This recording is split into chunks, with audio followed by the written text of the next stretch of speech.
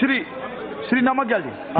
धन्यवाद सभापति महोदय, आपने मुझे इस महत्वपूर्ण बिल पे चर्चा करने का जो मौका दिया, मैं इसके लिए आपका आभार हूं।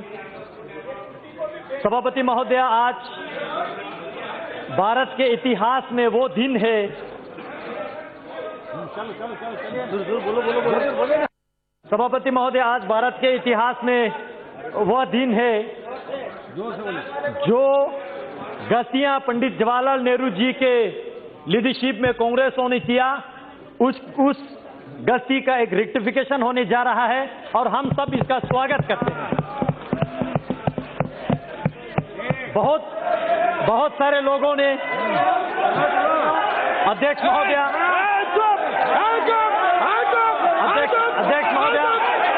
बोलने दीजिए, आप लोगों का मैंने सुना, बहुत बोला आप लोगों ने बोला, बैठिए, बोलने दीजिए,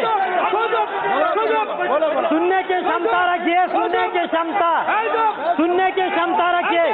अध्यक्ष जी, बैठिए, आप भी बैठ जाइए, प्लीज बैठ जाइए, आप भी बैठ जाइए, बोलने दीजिए। अध्यक्ष जी, हाँ बोलिए। पूरे चर्चा को मैं अच्छी तरह से सुन रहा था और बहुत लोगों ने, मुझे खुशी हुआ, बहुत लोगों ने लद्दाख, लेह, करगिल के जिक्र किया, लेकिन मैं जानना चाहता हूं क्या वाकई वो लद्दाख जानते हैं ये लोग? आज तक बीते 71 साल, 7 डेकेड्स लद्दाख को बिल्कुल अपनाया नहीं, बिल्कुल फेंक के रखा वहां पे, और वक्तव्य दिया इसी सदन में, वो जमीन है का टुकड़ा है जहां पे एक तिनका का घास नहीं उगते हैं। ऐसे वक्तव्य देने वाले क्या लद्दाख को समझते हैं? क्या लद्दाख के विशेष संस्कृति को जानते हैं? क्या लद्दाख के भाषा को जानते हैं? क्या लद्दाख के रहन सहन, खान पान, वहां के ज्योग्राफिकल कंडीशन, क्लाइमेटिक कंडीशन, जो दुर्गम क्षेत्र है, क्या वो जानते हैं या खाली किताबें पढ़ के बोल रहे हैं? अध्यक्ष महोदय, लद्दाख ने पिछले 71 ईयर यूटी के लिए संघर्ष किया। हम भारत देश के अटूट अंग बनना चाहते थे। 1948 मई 4 तारीख को पहला ज्ञापन लद्दाख बुद्धिस्ट एसोसिएशन के तब के प्रेसिडेंट ने पंडित जवाहरलाल नेहरू जी को दिया था, तब के प्रधानमंत्री जी को। कहा कि लद्दाख को या तो आप सेंट्रली एडमिनिस्ट्रेटिव ऐसा कुछ बनाइए, या नेफा टाइप बनाइए, या ईस्ट पंजाब के साथ रखिए, लेकिन किसी भी कंडीशन में हमें कश्मीर के साथ मत रखिए, ये हमने कहा था। लेकिन जिनका सरकार था उन्होंने हमारे सुनवाई नहीं किया, जानने की कोशिश तक नहीं किया, और कश्मीर के नीचे आज तक हमारा डेवलपमेंट, हमारा पॉलिटिकल एस्पिरेशन, हमारा पहचान, हमारा भाषा लुप्त अगर हुआ है तो ये आर्टिकल 370 और कांग्रेस पार्टी जिम्मेवार है।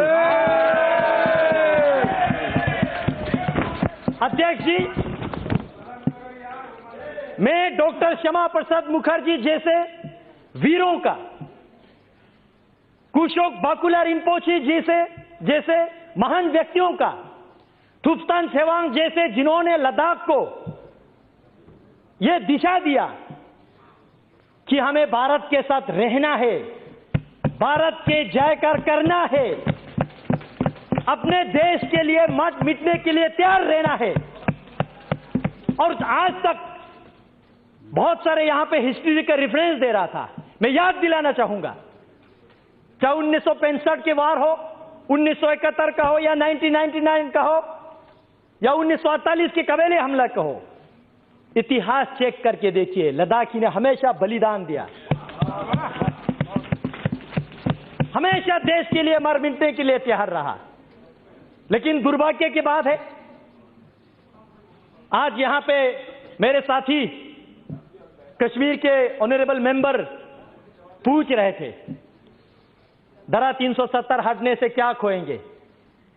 मैं एक चीज जरूर कहना चाहूंगा, एक चीज जरूर खोएंगे वहां, 2 परिवार का रोजी रोटी खोएंगे और कुछ नहीं खोएंगे। सिर्फ 2 परिवार का रोजी रोटी खोएंगे और कश्मीर के भविष्य उज्जवल होने वाला है।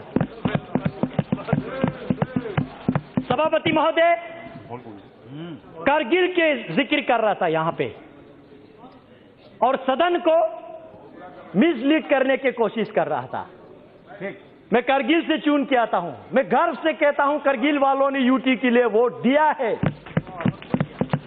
मैं याद दिलाना चाहता हूं सदन को, 2014 के पार्लियामेंट्री इलेक्शन में यूटी हमारे लद्दाख के टॉप मैनिफेस्टो पे था और लद्दाख वालों ने, मेजॉरिटी ने यूटी के लिए वोट दिया। 2019 के इलेक्शन में फिर हमने यूटी को इलेक्शन मैनिफेस्टो में लेके आया और हमने दोनों डिस्ट्रिक्ट में, चाहे बुद्धिस्ट का हो चाहे मुस्लिम का हो, दोनों डिस्ट्रिक्ट में, लेह का हो करगिल का हो, हर क्षेत्र में हर लोगों के दरवाजे पे जाके हमने लोगों को यूटी समझाया ये क्या है और लोगों ने बड़ी बहुमत के साथ आज तक लद्दाख में जितना भी पार्लियामेंट्री इलेक्शन हुआ है रिकॉर्ड मार्जिन के साथ ये सदन में मुझे आने का लोगों ने अवसर दिया। लोगों ने नरेंद्र मोदी जी के सरकार पे विश्वास किया, लोगों ने इस यूटी को स्वागत किया। आज करगिल की बात कर रहे हैं, क्या वो जानते हैं ये करगिल? मुझे इस सदन में कहने के कोई संकोच नहीं है।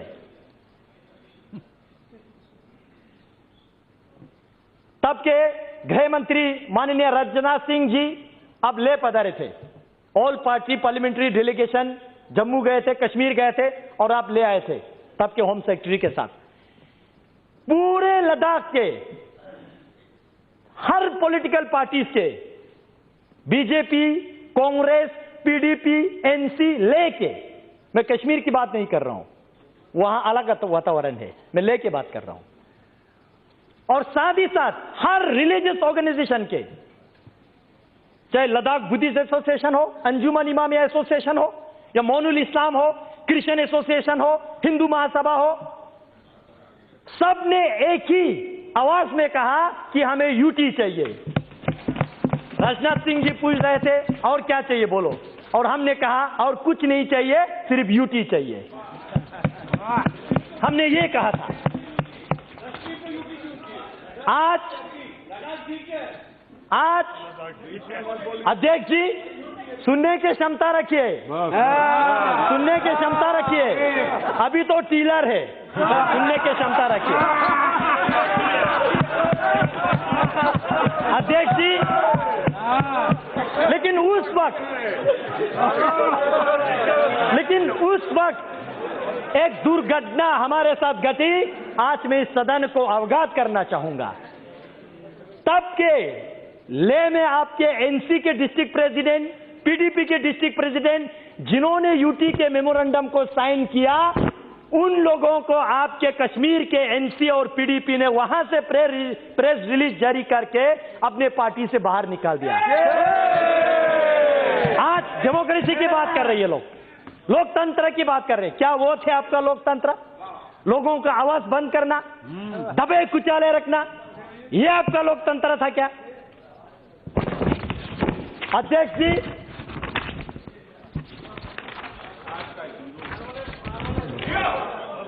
जी, मैं कल 11 बजे राज्यसभा के चर्चा शुरू होने से अभी तक मैं सुन रहा था, बहुत लोगों ने इक्वलिटी की बात किया। धारा 370 जाएगा तो जम्मू कश्मीर में इक्वलिटी नहीं रहेगा, ये होगा वो होगा। मैं सदन से पूछना चाहता हूं, आपके माध्यम से इस सदन में मैं उनको पूछना चाहता हूं जो ऐसा वक्तव्य देते हैं। आपने जब भारत सरकार से फंड लेते समय जम्मू कश्मीर लद्दाख तीनों क्षेत्र आप फंड लेके जाते हो, जब लद्दाख में विकास करने के लिए आते हो तो पूरे लद्दाख के फंड आप कश्मीर में खा जाते हो। क्या ये आपका इक्वालिटी? क्या ये है आपका इक्वालिटी? जम्मू कश्मीर में 2 कैपिटल है, एक समर कैपिटल और एक विंटर कैपिटल। मैं पर्टिकुलरली मेंशन करके मैं आपको कह रहा हूं, दोनों वहां पे सिविल सेक्रेटरीट है। आप डेटा खोल के देखिए, उस सिविल सेक्रेटरीट में लद्दाख के कितना मुलाजिम है? क्या यह है आपका इक्वालिटी? अगर आप 1000 एम्प्लॉयज क्रिएट करते हो, जॉब क्रिएट करते हो, जम्मू वाले तो खैर लाट झगड़ के कुछ ले लेते हैं, लेकिन लद्दाख वालों को 10 नौकरियां भी आप नहीं देते। क्या यह है आपका इक्वालिटी? हसनैन मसूदी जी यूनिवर्सिटीज की बात कर रहे थे। मैं उनके साथ कांग्रेस वालों को याद दिलाना चाहता हूं। मैं कांग्रेस वालों को याद दिलाना चाहता हूं, आपने 2011 में कश्मीर में आपने एक सेंट्रल यूनिवर्सिटी दिया, जम्मू में एक सेंट्रल यूनिवर्सिटी दिया। जम्मू वालों ने लाट झगड़ के दिया नहीं, लाट झगड़ के लिया। लेकिन उस वक्त मैं स्टूडेंट यूनियन का लीडर था। हमने जम्मू में जितने पढ़ाई करने वाले स्टूडेंट को रोड पे लाके इनके खिलाफ काले पट्टी बांध के हमने सेंट्रल यूनिवर्सिटी का मांग किया। लद्दाख में एक भी हायर एजुकेशन के इंस्टीट्यूशन इन्होंने नहीं दिया। क्या यह है आपका इक्वालिटी? यह है आपका इक्वालिटी? हाल ही में यूनिवर्सिटी दिया तो नरेंद्र मोदी जी ने दिया।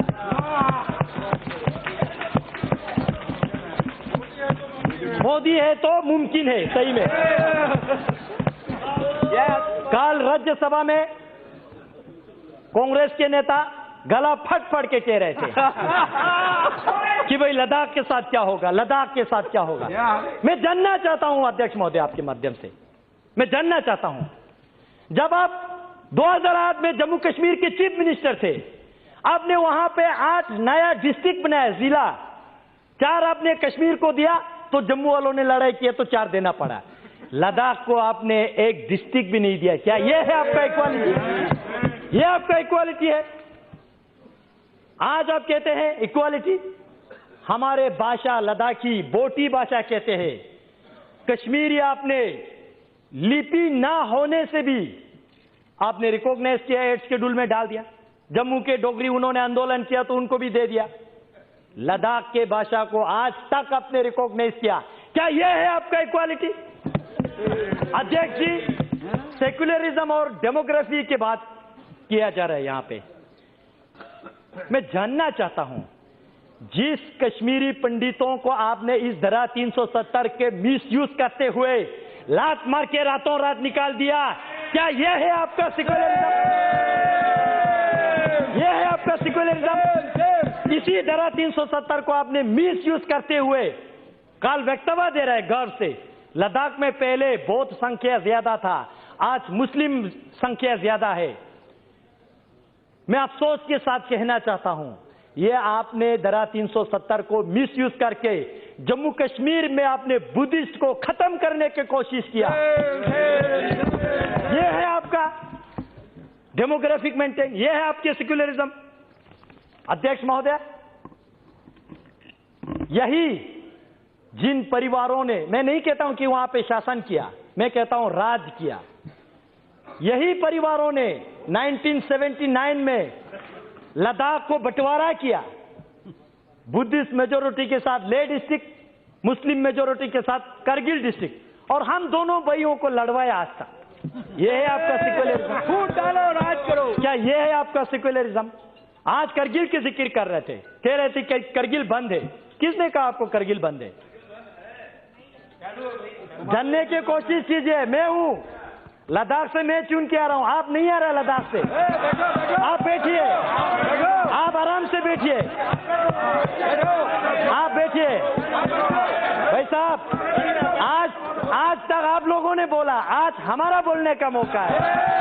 बैठिए, बैठिए, आप मोदी शासन है, बैठिए। ये सिर्फ एक रोड और छोटा सा मार्केट को करगिल समझ बैठे हैं। भाई साहब, अगर आपको कारगिल देखना है तो ज़ांस्कार जाइए, वाखा मुलबेक शारगोल जाइए, आर्यन वैली जाइए, दर्शिक गरखोन देखिए। 70% कारगिल के एरियाज जो है, वहां के लोग जो है आज इस डिसीजन को वेलकम करते हैं, इस बिल के समर्थन करते हैं।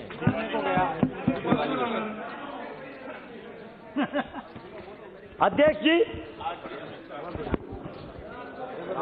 आज ये वही वक्तव्य दे रहा है। अध्यक्ष जी सुनिए सुनिए, मौका दीजिए, बोलने की क्षमता रखिए। मैं आपकी तरह किताबें पढ़ के नहीं आता हूं, लेकिन ग्राउंड की रियलिटी महसूस करके। अध्यक्ष जी, कारगिल में जो अभी कह रहा है, ये इन्होंने फोन करके करवा रहा है। उनको भी नहीं पता है वो लोग क्या कर रहे हैं। उनको अपने भविष्य के लिए सोचना चाहिए, इनके जबान पे नहीं जाना चाहिए। ये अपने मुफ्त के लिए, अपने हित के लिए किसी को भी नचाएंगे। अध्यक्ष जी, और हीरो अध्यक्ष महोदय, बैठिए बैठिए, सुनने की क्षमता रखिए। अध्यक्ष जी, आज से 66 वर्ष पहले जनसंघ के संस्थापक डॉक्टर श्यामा प्रसाद मुखर्जी ने 1953 में जो उन्होंने संघर्ष लिया, एक देश में 2 विधान, 2 निशान और 2 प्रधान, नहीं चलेगा, नहीं चलेगा। और इसी के संकल्प में मैं गर्व के साथ कहता हूं, इनको नहीं पता लद्दाख वालों ने अभी क्या किया आज तक। 2011 में आज ये कह रहे कि हमारा झंडा जा रहा है, झंडा जा रहा है। भाई साहब, आपका झंडा तो लद्दाख वालों ने 2011 में नकारा है। लद्दाख ऑटोनोमस हिल डेवलपमेंट काउंसिल ने रेजोल्यूशन पास किया 2011 में। जम्मू कश्मीर के जो झंडा लद्दाख ऑटोनोमस हिल डेवलपमेंट काउंसिल की चेयरमैन, एग्जीक्यूटिव काउंसलर, जो कैबिनेट और डिप्टी मिनिस्टर के रैंक के होते, उनको उनके गाड़ी को लगता था, हमने उस झंडा को नकारा। हमने नेशनल एम्ब्लेम वाला वहां पे लगाया, क्योंकि हम भारत देश का अटूट अंग बनना चाहते हैं। यह है लद्दाख, क्योंकि हम मानते हैं आन देश की शान देश की हम संतान है। 3 रंगों से रंग तिरंगा अपनी ये पहचान।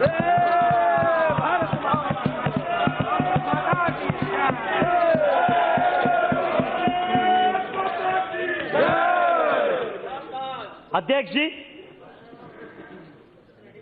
बड़े आयरनिकल बात है, पंचायत इलेक्शन में पार्टिसिपेट नहीं करेंगे और जब अपने कुर्सी के बारे आएंगे तो पार्टिसिपेट करेंगे। ग्रासरूट डेमोक्रेसी नहीं आने देंगे, लेकिन अपने घर का रोटी चलना चाहिए। ऐसा विचारधारा हम एक्सेप्ट स्वीकार नहीं करेंगे। अध्यक्ष जी, जो कुछ लोग, जो मैं बार बार 2 परिवार की जिक्र कर रहा हूं, ये परिवारें जो है कश्मीर के मुद्दा जो डिंडोरा पीट रहा है, वो समाधान चाहने वालों में से नहीं है। They are the parts of problem. वो इस प्रॉब्लम का, इस समस्या का पार्ट बन चुके हैं, अंग बन चुके हैं।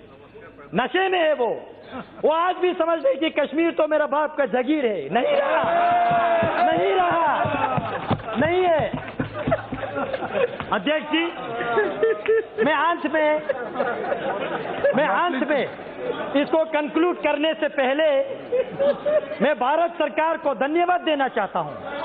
श्री नरेंद्र मोदी जी को, गृह मंत्री जी माननीय अमित शाह जी को और पूरे सहयोगी दल को, और जिनका दल नहीं है लेकिन इस बिल के फेवर में आने वाले हैं, उन लोगों को भी मैं पूरे लद्दाख के निवासियों की ओर से धन्यवाद देना चाहता हूं, क्योंकि आज पहली बार इस भारत के इतिहास में लद्दाखियों के सेंटिमेंट को, एस्पिरेशन को सुना जा रहा है। उस लद्दाख के जो चीन के साथ, पाकिस्तान के साथ सीमाएं लगते हैं, उस लद्दाख के महत्वपूर्ण को समझ रहे हैं। इस सरकार में इस बिल को हम वेलकम करते हैं और हम एक अंत में, जो लोग अभी तक कंफ्यूज में, उनको एक रिक्वेस्ट छोटा सा करना है। देश के लिए प्यार है तो जताया करो, देश के लिए प्यार है तो जताया करो, किसी का इंतजार मत करो। गर्व से बोलो जय हिंद, अभिमान से कहो भारतीय है हम, स्वाभिमान से कहो भारत माता की जय, और वर्तमान में करो इस बिल का समर्थन। बहुत बहुत धन्यवाद अध्यक्ष।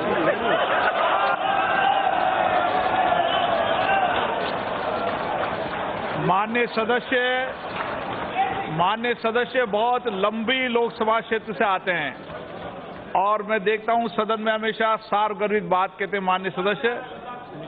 मैं जानता हूं माननीय सदस्य बहुत लंबी लोकसभा क्षेत्र है और नौजवान होकर जब भी सदन में बोलते हैं, मैंने जब भी देखा अच्छा बोलते हैं। ऐसे माननीय सदस्यों को सबको अप्रिशिएट करना चाहिए। श्री